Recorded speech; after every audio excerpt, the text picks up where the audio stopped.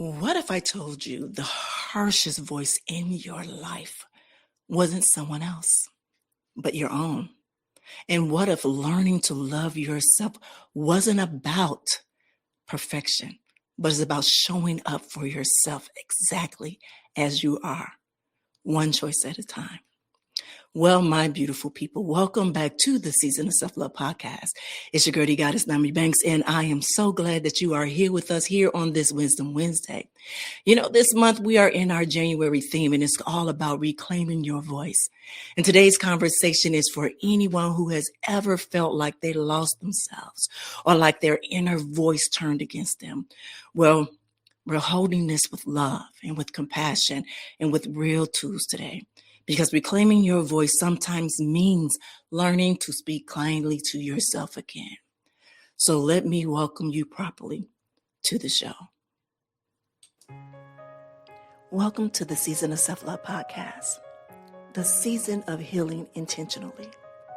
I am your host, Nyomi Banks, and I am so glad that you are here. This season, we are slowing down to go deeper.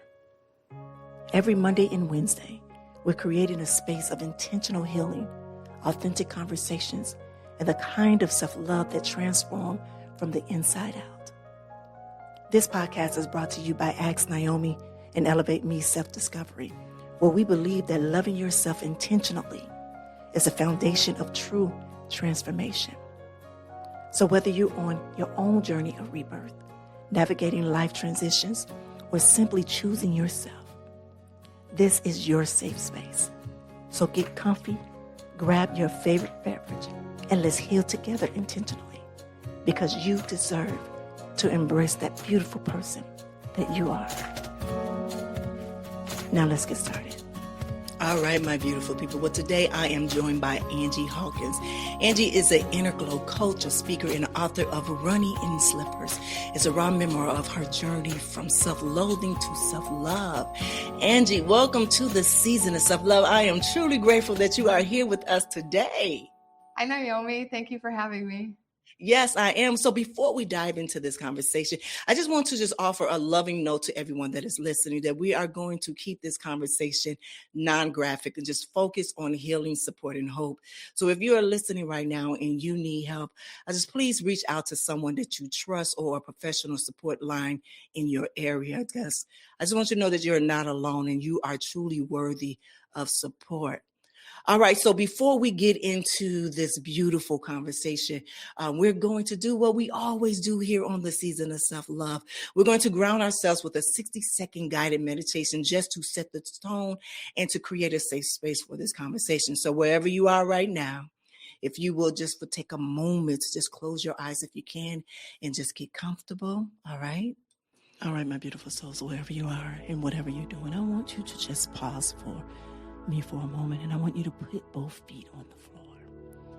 I want you to relax your shoulders and just take a deep breath in and slowly release. Now I want you to place one hand onto your heart. And now I want you to say quietly to yourself. I want you to repeat after me. I am worthy of my own kindness. Now inhale. Exhale. Now say quietly to yourself, I release harsh words. I release self-judgment. I welcome compassion for myself.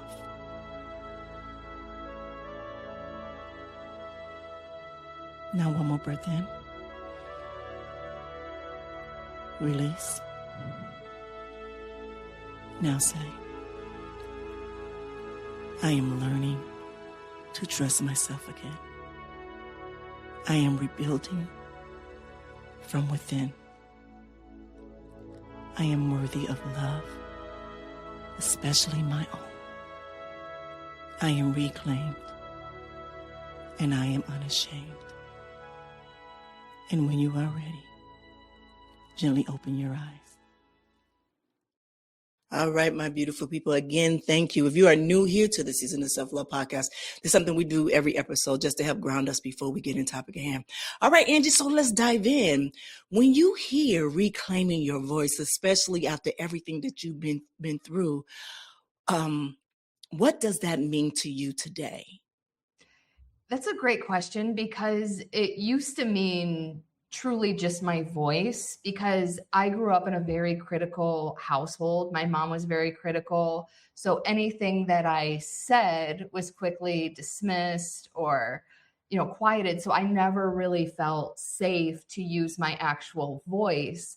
But the larger picture of that is that going through life, and not just as a child or teenager, but even in my adult life, I never really felt safe to express who I was as a whole, which is your true voice, because your energy communicates to people who you are. So it's not just your actual voice, it's who you are as a person and your aura and your energy. So reclaiming all of that to me is what it means to reclaim your voice. Yeah, I love that, and I love that you said that, because some people think when you say voice, it's like the sound that comes out of your mouth. Yeah. I love that you speak about being an aura. Your Yeah. body, your body is language, just Yeah. the way that you speak is a voice in its whole, your entity, your whole spirit or your whole body language, all of that Yeah. is your voice. And I think people, they don't see that how can I say that? They just don't see it. They just don't see it. And I love that. When I thought about using every year, so let me go back and let you know how I came upon with Reclaim and Unashamed. Every year, I always have like a theme year for what my year is going to be like for me, especially when I was going through my healing journey. I've been going through my healing journey actively for over 10 years. I want to say, Oh, nice. well, let me see, she's 13. So I want to say 14 years, 14 years. My baby girl, she's 13. So I would say 14 years. When I was pregnant with her, I built a whole prayer closet. So that's where it began, when I was pregnant with her. And so that is where I actually started with my healing process. And so every year there was a different theme that I was going for. So when I really started to share it was probably about 3 or 4 years ago. And so last year was my year of the rebirth, not understanding exactly what that meant for me. I didn't, but I knew that it was about rebirthing something different. The year before that, it was my year of domination. I was going in strong, and, I was hitting it hard. And I actually removed my breast implants that I had inside of me for 22 years. Oh, 22 wow. years. I wore breast implants for 22 years.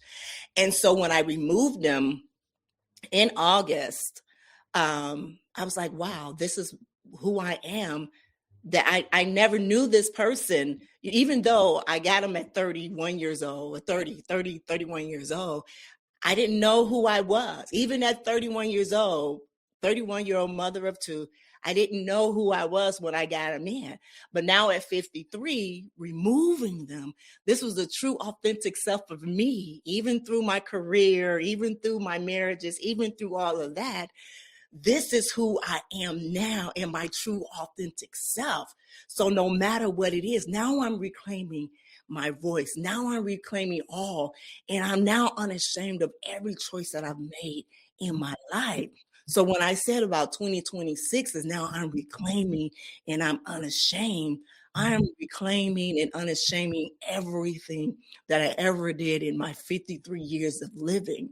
And so when I thought about January, a voice, it was like, okay, we have to start with vocal voice talking, because in so many ways that's taken away from us, whether it is with our throat chakra and the voices, but also it's a visual. And I love the way that you say that, is because it's in our whole aura. And I love that, because once you take away your voice, it depletes your whole body, because you're able to speak.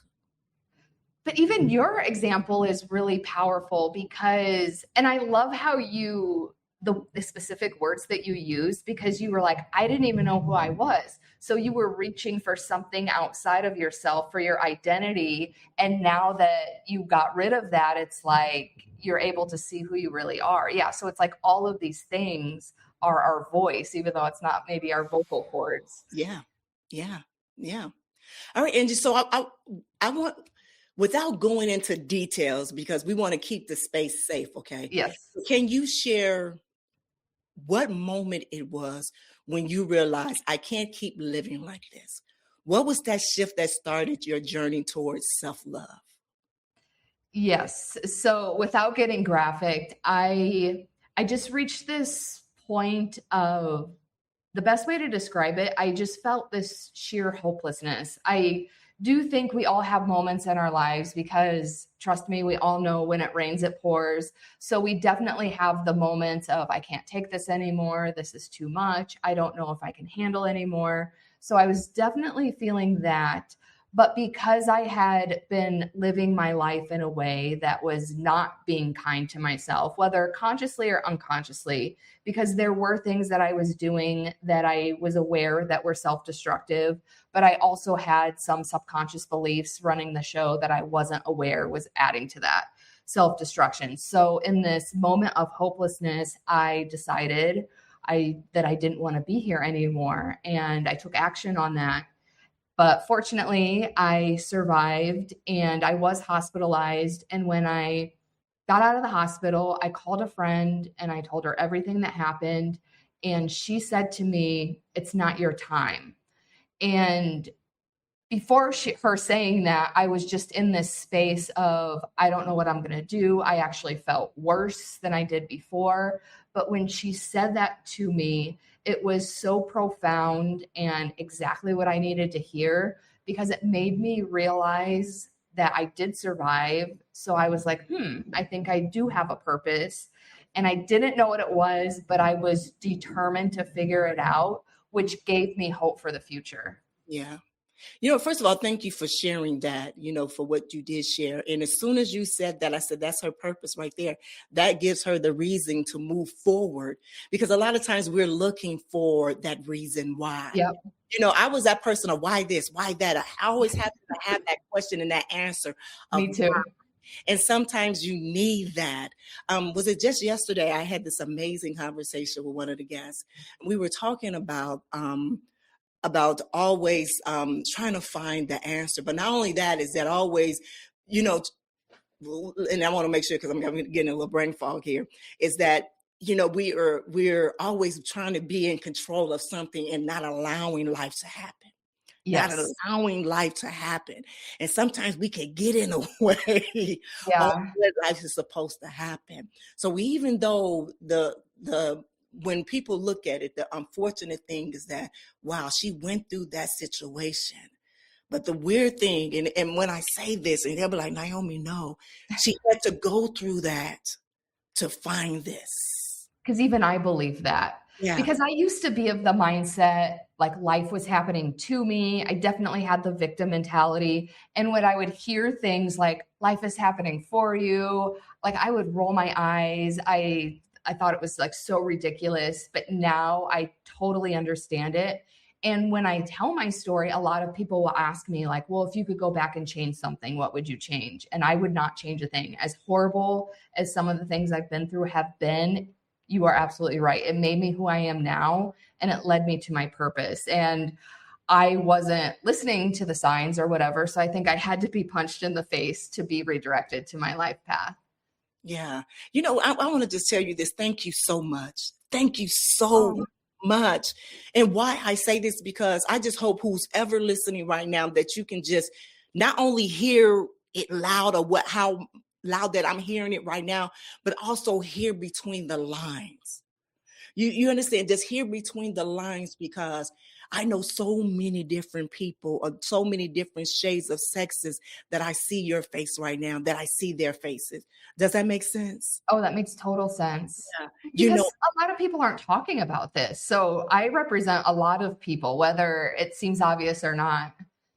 Yeah, it does. And I don't think a lot of people that's in a space right now that are going through so much pain and don't even understand the pain that they went through, that it is so purposeful. Yeah. And I know they don't understand it right now, but it's like sometimes you find purpose. There is purpose in every pain. And I know that sounds so crazy, but it is. It is. And I believe that is why we are put on earth for one another, to be of service. This is where that purpose come in. That is where this service come in to one another, is finding the purpose so that other person, it can be less of a pain for another. Does that make sense? That makes total sense to me. Yeah. And another reason, and it's not always enjoyable to share my story, but I do it for other people because there is hope and you can pull yourself out of wherever you are, because trust me, if I did it, anyone can do it. Yeah, I do. I'm just looking at your eye, and I love the glasses. I love the glasses. I just love the whole vibe. You have like this very this synergy around you right now that I'm looking. It's like an orangey synergy just glow around you that is just is powerful to me, that I'm looking at right now. And it's good. It's good to see, it's good to feel. And I just feel it through the lens right now. And I thank you for it. It's not anything. And I want the listeners to know it's not anything of perfection. It's not perfection. Right. It's not acceptance. Does that make sense? Oh yeah, because, trust me, I resonate with everything you say. No, because I used to be a perfectionist and I had the critical inner voice and I would beat myself up over every little thing. But now I have this total unconditional love and acceptance for who I am, whether it's perfect or not. And that's what you're seeing, because it's inside of me and it radiates outward. And that's why, because I'm an inner glow coach, and that's why I call it inner glow coaching, because when you have that self-love inside you, it literally radiates outward. And the fact that you're witnessing it is just a testimony to how it works. Yeah, it is. It is. So since we're talking about inner glow, let's talk about that inner voice. Let's talk about that inner voice. So what you did with the self-loathing sound, like you in your head that we talk about and that you talked about then, what does that self-love sound like now for you? Because I think people need to hear the difference so that they can recognize which voice that they're listening to. Yeah, and that's a really good point, because I used to think that my critical inner voice, first of all, was me. Second of all, I also thought that was my intuition. And to anybody who has a critical inner voice, that is not you. It is not your intuition. Like, for example, my mom was very critical. So when I really stopped to think about it, I was like, these aren't even my words. This is what my mom would be saying to me in this situation. So whether it's usually our caregivers, but like it could be anyone, because I know sometimes people are bullied in school or whatever, but that critical inner voice, it came from somewhere else. That is not you. We're all born as pure souls. We're not born hating ourselves or talking down to ourselves. And the thing that really turned that around for me is, first of all, recognizing like these are not even my words, but also developing a practice of self-compassion.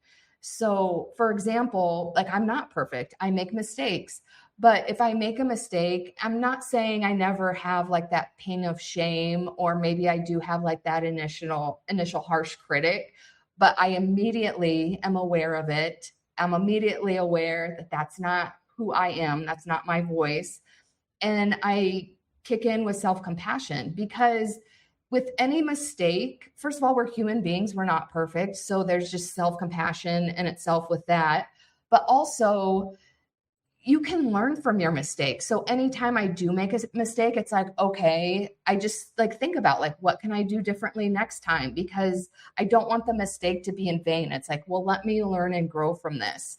And for me, and sometimes I talk in spiritual terms, but I know sometimes people comprehend better in logical terms, but there was a book written about fixed mindset and growth mindset. I'm not sure if you've heard of those terms, but fixed mindset is like, this is the best I can do. I can't improve. If I mess up, I'm a failure. But a growth mindset is like, making mistakes is part of the process, and I need to learn and grow from my mistakes. So for me, what really helped was having self-compassion and having that growth mindset, where I realized that making mistakes was part of the journey, and the journey is never ending. Yeah. Yeah. You know, what I love most about what you said was about the perfectionist of it all. And I think that's something that we do strive for. Um, Yeah. just to mirror you on this, I as well came from a mother that was Okay. striving with perfectionists. And what I hear in my head, it is my mother loudly. Yeah. You know, it's loudly. So I joke a lot and I say, I always raise my hand and I say, I am a recovering perfectionist. I say that too. That I am a recovering perfectionist. And that's one of the things when I first started with the season of self-love. I believe that's one of the reasons why I started talking about self-love, because I knew that even understanding and finding a relationship with someone, it had to do with how I treated myself or how I had the relationship or what I felt or with the words that I was saying to myself. So how can I, expect someone else to speak or treat me well when I wasn't doing or saying those things for myself? Does that make sense? And That so makes when I sense. knew some of the words that were said to me as a little girl that kind of changed my trajectory on what I thought of myself, Yeah. and I was like, wow, now I need to go back. And that's when my healing really started. Like, okay, now I need to go do some really soul searching healing for myself. And I need to unlearn and start relearning on how to have those communication and those skills with myself. And I remember reading the book Four Agreements. When I Oh, read that Four Agreements, that changed the whole way that I spoke to myself, as well as the way that I spoke to my children. I had three daughters, and I remember sending them to my two oldest daughters. One is 30, my oldest one is 33. Yeah, 33, and my middle girl is 23. And I sent them that book, and I said, you need to read this book. You both of you need to read this book. And I apologize for every word that I've ever spoken, mm, like literally, because I didn't know any better. I didn't yeah. know any better. And that every morning I wake up, I abide by those four agreements. Sometimes I fall short and I only use two of them. Yeah. But now I know what agreements to use with myself so I could better be able to have relationships with others too, you know? Yeah, that is so true because once I started having compassion for myself, it's so much easier to extend that to other people. Yeah. Yeah. Yeah. Yeah. But I truly do thank you so much. And I thank you for even creating this book right here, running in slippers, because I think the language that you're showing right here is a different language. It's a different language because and I haven't read the book as of yet. I haven't, and I think I'm going to get it because I believe my middle baby, my 23-year-old, I believe she will love this book. I believe it's something that she truly will need to read because I know her. She's a perfectionist herself. And what I've learned about her is that I've always talked into her. And what I've learned is talking into her put more pressure on her. Me thinking Mm, that me talking into her, I was doing the total opposite what my mom was yeah, doing to her was doing to me, but talking into her. But that put more pressure on her to be perfect. And I didn't know that. yeah, And so it was kind of the reverse. And I'm like, oh my God, that wasn't what I was doing. I thought, and she was like, I know. She said, but that just made me feel like I had to be. I was like, oh my God.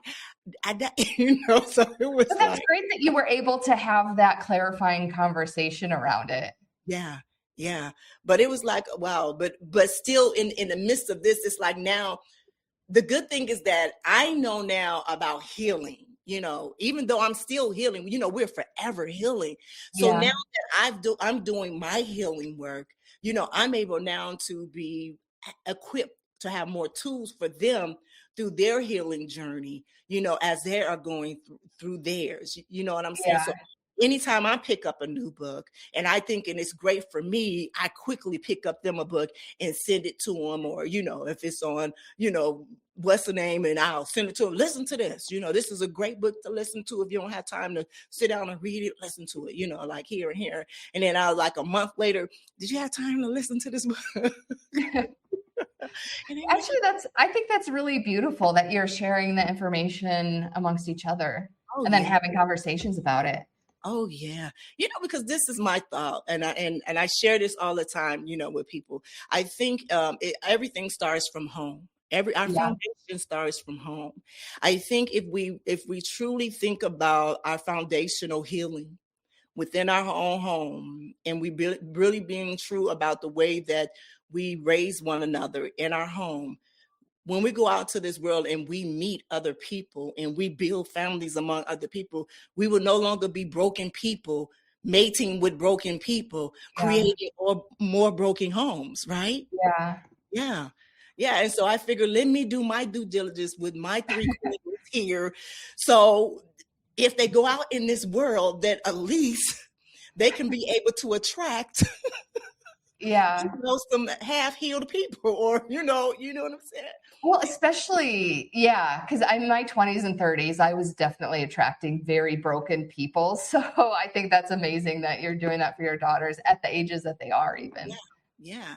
Yeah. And so, I love this, and I definitely will be purchasing your book. I really would. I think it's amazing. Just reading, some of the stuff that I read. But let's keep going, because I'm so just and draw in and everything with it, with everything. All right, so let me go down to my thing. All right, so you teach that love is created from inside out, and I love that, because that's what I do too, and I Yeah. absolutely believe that. But I want to ask you to break down for us, what does it look like in real life on a hard day? Because it's easy to love yourself when things are just going so good. But what about Yeah. when you're struggling, when you're triggered, and when you're having that bad day? Well, there's two parts to it, like on the macro level, because I feel like a lot of times we tend to compare ourselves to other people, or we're just getting, somehow our energy is pulled outside of ourselves. So we're comparing, we're listening to other people's opinions, we're thinking about how our life, quote unquote, should be. So for that, I always stress, and I know this is going to sound simplistic because I'm just summarizing, but when you're focused on what you want for your life, if you're living in integrity, if you're focused on what your values are, and if you're happy with yourself, and just basically focusing on yourself, and if you're being the best possible version of yourself that you can be at any given moment, that shift usually relieves some of the burden of like feeling, anxious or whatever because you're having a bad day. But then the more micro level of it is the self-compassion, or actually like redirecting the specific thoughts that you're having, because I think we tend to get, what's the word, catastrophize in our head, because if you make one mistake in your head, it seems like this huge big deal. But if Mhm. you really just break it down, and again, like practice the self-compassion, as they were like, what can I learn from this, you really realize that it's really not that big Yeah. of deal in the scheme of things. So there's like the macro of just focusing on yourself. Don't worry about how like the optics look to other people, because they don't matter. The only opinion that matters is your own. And then just focusing on that self-compassion. And yeah, because I feel like a lot of self-help type stuff is like, okay, these are the steps on how to love yourself. But I feel like it really comes from action. Like if you Yes. practice the self-compassion, if you practice the self-trust, if you practice the self-respect, then the self-love will follow. Yeah. I'm true with that. And that's a lot Yeah. of things that I tell my clients. It's like, and if I give you these practices, you have to implement, because that's the only way they're going to work. I can Yeah. tell you to do A, B, C, and D all day, but if you don't implement them, they will not work. It's Yeah. it's like you have to practice to be good. That's like we playing Exactly. a game. Game is life is a game. We're trying Yeah. to win in this game of life. And if we don't use the tools, if we don't practice using the tools every day, we will not be perfected in anything that we're trying to do. You Yeah. understand what I'm saying? And Yeah. so I remember one of my clients was like, I don't really think none of this stuff is going to work, Nyomi. I said, you know what, just do me this favor. I'm going to send you this, and I want you to try this. Just give me a few weeks, and I want you to try this. And they walked away and they tried it and came back and just say, I truly apologize, because it works. So yeah. I say, yeah, it You were does. like, I know. Yeah. I'm like, it does. And I say, I know sometimes, when we do the meditation, sometimes it's just like, that and stuff like that. A lot of stuff does be surface level, but if it's something that you really want to do, if you Yeah. really want to do it, if you really want to do it, as one of my guests say, if that why is loud enough, if that Yeah. why is loud enough, then you're going to do it. My thing is like, stop saying you're going to do it and you don't do it. Yeah. Shut up. But procrastination is also a side effect of perfectionism. A Yes. lot of people don't know that. Yeah. Yes. With me. Yeah. Yes, it is. And it's so funny because, and I know we get off a little bit because you procrastinate so much because you want it to be so perfect. So you Yep. don't want to do it because you don't want to mess up. I Yep. don't want to mess up, so I'm not going to do it. I'm But gonna some wait. people don't realize that there's a correlation between that and perfectionism. Yes, yes. Oh, yes, we are mirroring here. This is so funny. I love it. I love it. I love it. All right. I'm going on to the next. All right. So let's talk about rebuilding self-trust. All right. Because I think that's one of the hardest things to do after you've been through the season, where you didn't trust yourself, where you made those choices to hurt yourself, where you abandoned yourself. What were the first 2 or 3 steps that helped you to rebuild your self-trust after you hit rock bottom? One of the steps, which I think is the most important, is I started to develop my intuition, because I had an intuitive voice before, but I would always ignore it. And also it would get like jumbled up with my critical inner voice. So I wasn't able to distinguish the two because they are very different. So I actually intentionally worked on developing my intuition, because your intuition is you. Like, yes, you can ask people for advice with a lens of discernment, but they should never have the final say in your life, because nobody knows more than you.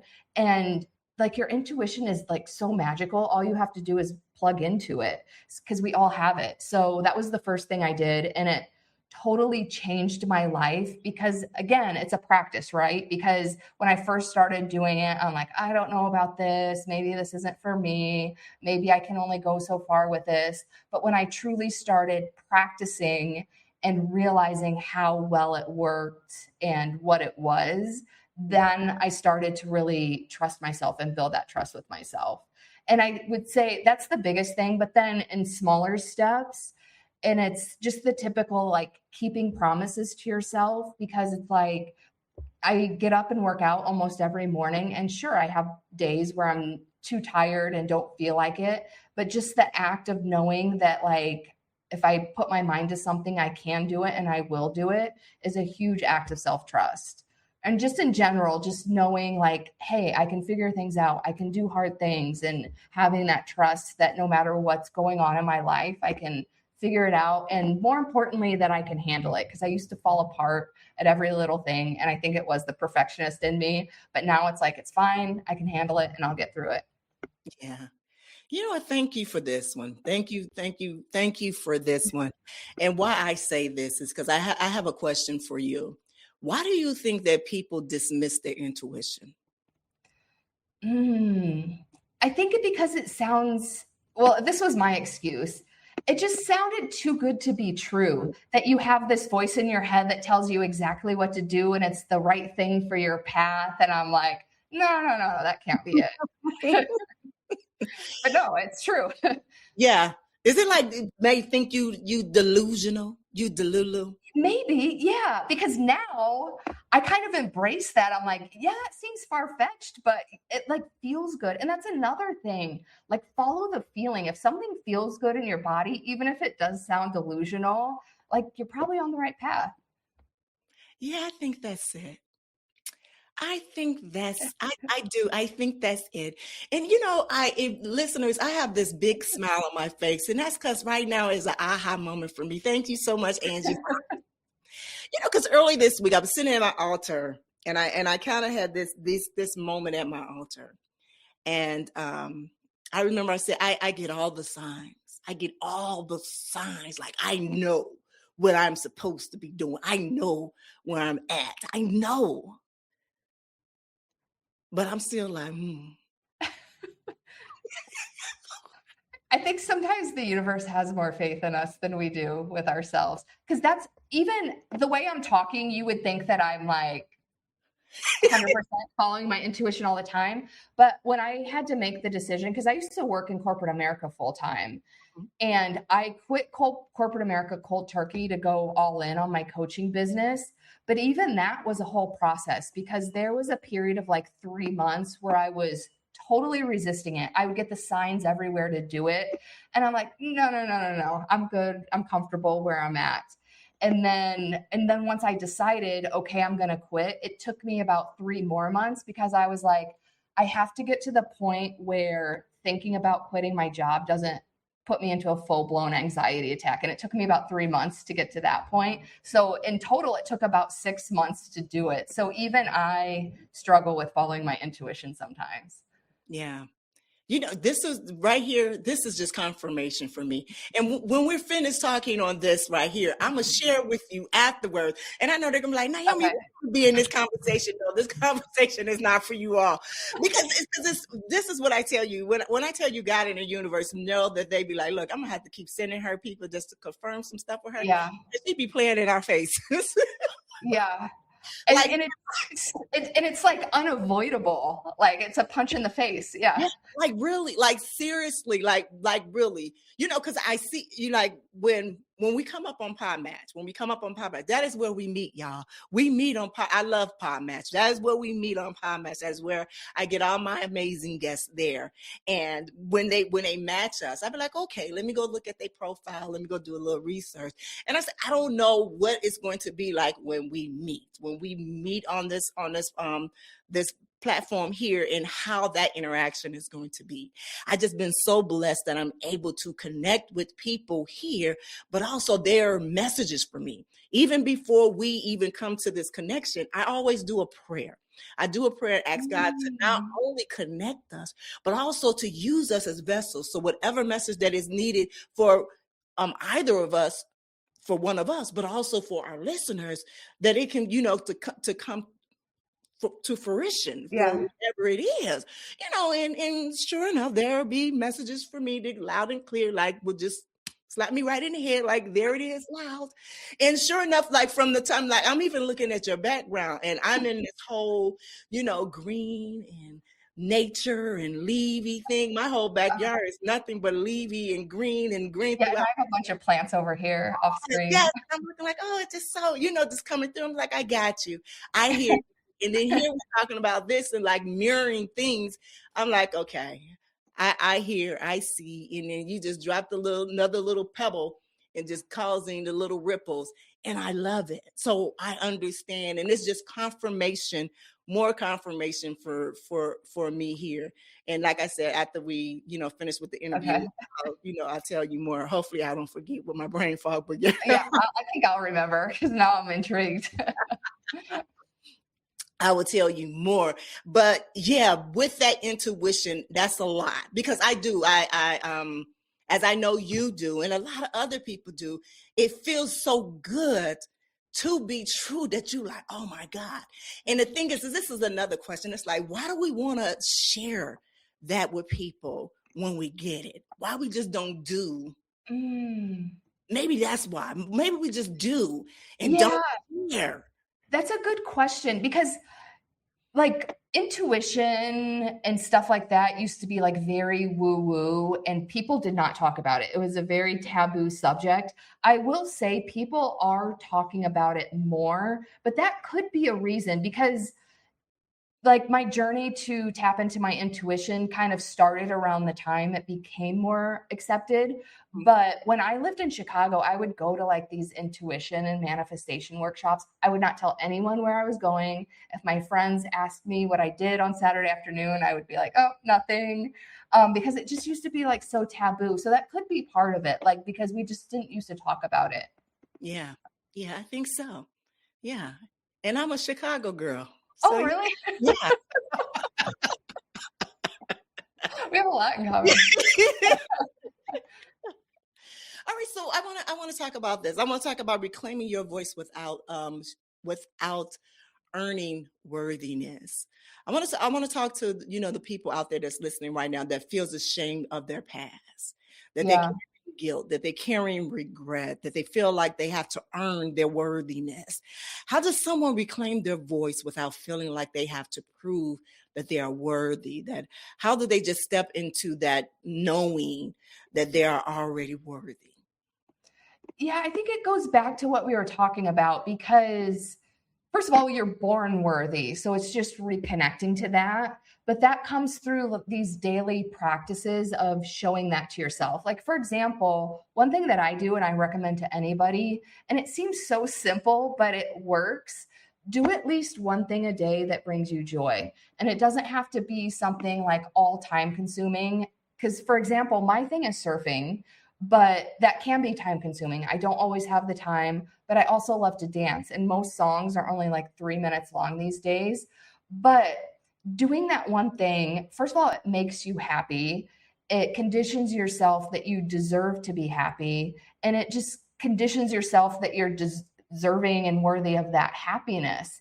So that's just like one small step. There's other things, but it's through the habit of these practices of conditioning yourself that you're worthy of these things, you eventually start to believe it. And then it's just, you're reconnected to that inherent worth inside of you. Yeah. I love that. I love that. So I want to go back. I know earlier in the top of the hour, you talked about the inner glow. And I know you Yes. call yourself the inner glow coach. And I love that.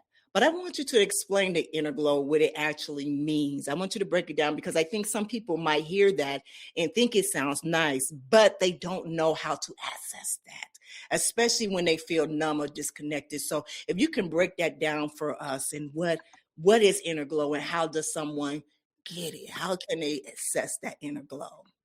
Yes. So the overall concept, because I call my current coaching program is called Shine from the Inside. So the overall concept is based on the fact that we're all born with a light inside of us. Because if you see little kids, they are running around, they're screaming, they will say anything, they will do anything. They do not care what other people think of them. They just do not care. But you go along life and society and family systems and school systems, they're all feeding us information on how we like should or should not be. So then we start conforming to these things outside of ourselves that are not true to us at all. So it just starts dimming that light. And that's why we start to feel disconnected, because it's like you're working in this job. Like when I was working in corporate America, I'm like, yeah, the pay is nice, but it's sucking my soul because I hate this and this isn't who I am. So that's why we're so disconnected, because we're disconnected from that light inside of us.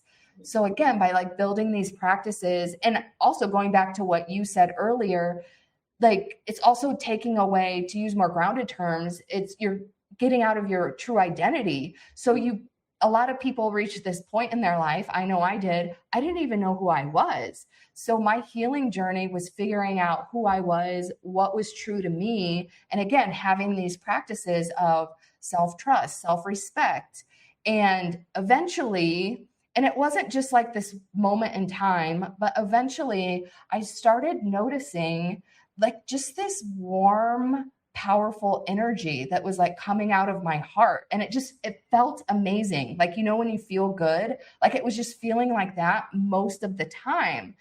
And I was like, oh, this is what self-love is. And not only that, like people around me would be like, oh, you're glowing. And they would make comments about how I'm happier. And so the inner glow, it's not only basking in your own self-love, but it's inspiring other people around you as well. Because when you have that energy coming out of you, everyone can feel it. Yeah, I love that. And I know exactly what you're Yeah, talking I about. know you do. Yes, yes, yes. So I want to talk about the running slippers metaphor. I want to talk about that. What does that metaphor mean? Because it feels like it's something just so powerful in that image. Yes. So the actual story about how it came about is in the introduction of the book, so I won't give that away. But the overall concept, so I live in Hawaii and we call flip-flop slippers. So it really means running in flip-flops. And running in flip-flops is a metaphor for life, because life and running in flip-flops, it could be adventurous, playful, and fun. It can also be dangerous, scary, and painful. Yes, it can. Yes, it can. Yes, it can. You know what? I truly do love this conversation. All right, Angie. So if you could just give one listener, well, if you can give a listener one this week assignment to reclaim their voice and rebuild self-trust, what would that assignment be? What would that one thing that they can start doing today? I would say start doing one thing a day that brings you joy, even if it's, dancing like crazy in your kitchen or something that makes you happy. And even actually, for extra credit, do something in public where someone is a witness to that. Because I think a lot of times we're not doing these things because it's like, well, what if someone knows about it? What if someone sees me? Who cares? It's you, your happiness. Like, forget about everyone else. I love that. I like that. I love that. And just start off small. I like that. Yeah. I love that. All right. So here's another one. I want to ask you about community and support. What role did that play in your healing? And for someone who's, for someone who's scared to ask for help and who feels like they have to do it alone, what would you say to them? Yeah. Do not do it alone, because that's what led to my rock bottom, because I was keeping everything inside. And in all fairness, not everyone is a safe person to share your journey with. So there is that. But if you have at least one safe person in your life that you can lean on for support, do that. And in terms of larger support, like for me, it was really helpful to invest in myself and hire a coach, because sometimes you need someone not only for support, but that can give you actual guidance on how to go forward. So I highly recommend that. I have mixed feelings about communities, like larger communities. I think they can be good, but then I think they can also kind of turn into like high school type scenarios where, like, I don't know, there's people against each other. There turns into hierarchy. So I'm not going to give any specific advice on that, but they can be good. You just have to be really discerning and mindful of like the interdynamics that can sometimes branch off. Yeah. But yes, you absolutely need support, whether it's a trusted, safe person, whether it's friend or family. Maybe it's a professional that you can lean on for support, and maybe it's a larger community. Yeah. Well, all right, Angie. Well, before we close off, I want to do a quick lightning round. This is where we kind of implement in this new season here. So they're just quick, honest answers. You ready? Yes. All right. So here we go. One sentence you wish that every woman would say to herself daily. I am amazing. Okay. Beautiful. Next one. A boundary that changed your life. Saying no when I want to say no. I love that. All right. Next. A small habit that builds confidence fast. Keeping a promise to yourself. So if you say you're going to do something, do it.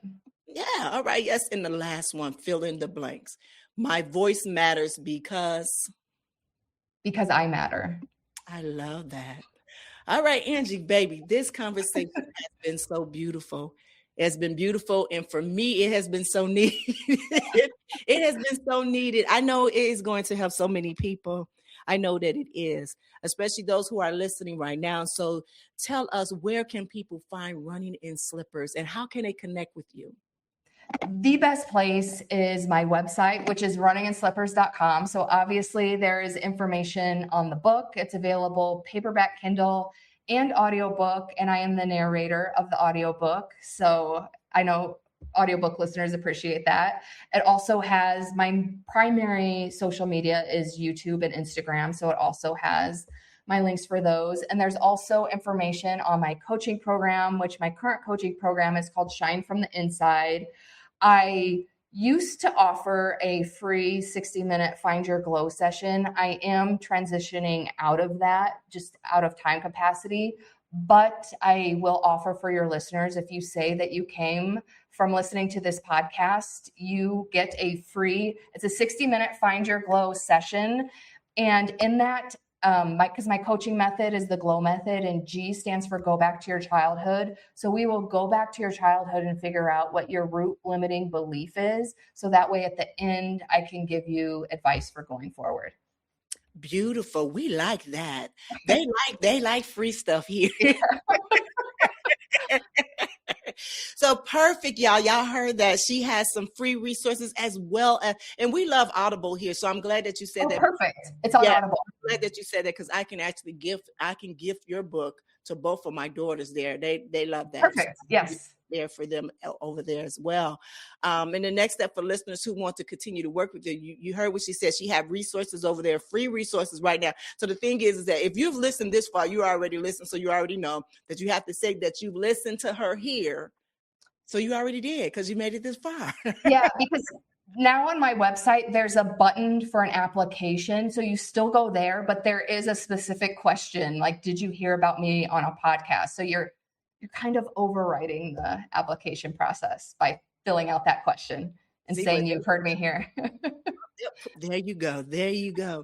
All right, y'all. Well, amazing. So all of those links that you're going to be on the show notes down on the bottom. You know where it is. So make sure you check them out. Grab the book, connect with Angie, and start doing the work of rebuilding your self-trust and reclaiming your voice from within. Again, Angie, I want to thank you for being here with us today and for sharing your story and your wisdom here on the Season of Self-Love. Man, this has been good. It's been truly good for me. Thank you so much. I feel the same. It's so good to meet you. We definitely gonna have to talk some more. All right, my beautiful people. I hope that this conversation reminded you that you are so worthy of your own kindness. You are so worthy of your own love. You are so worthy of just showing up for yourself, even on those hard days, especially on those hard days. Reclaiming your voice isn't just about speaking up to the world. Sometimes it's about changing the way that you speak to yourself. It's about rebuilding self-trust. It's about learning to love yourself from the inside out. And if you're in a season right now where you're just running in slippers, where you're trying to just move forward, but you don't have the right foundation, I want you to know that it's okay to pause. Yes, pause. It's okay to do the inner work. It's okay to rebuild, because that's where real transformation happens. If this episode has resonated with you, I want you to share it with someone who needs to hear it. Leave a review, connect with Angie, and always send me a message on Instagram. Send me an email. You know I read them. I love hearing from you. So until next time, this is your girl, the goddess Nyomi Banks, reminding you to be good to one another and yourselves. I love you all. Love yourself first. Have an amazing day. Thank you so much for joining me today on this journey of intentional healing. I hope that this conversation has filled your cup and reminded you of the beautiful and worthy person that you are. I want you to remember, healing isn't about rushing. It's about showing up for yourself with love and intention, one day at a time. So I'll see you back here Monday and Wednesday for another episode of the Season of Healing Intentionally, right here on the Season of Self-Love podcast. So until then, keep choosing you. And visit us at the seasonofselflovepodcast.com for show notes and resources. And remember to connect with me on Instagram at The Real Nyomi Banks. This has been brought to you by Ask Nyomi and Elevate Me Self-Discovery, because your healing matters. You are loved, you are worthy, and you are exactly where you need to be. Take care.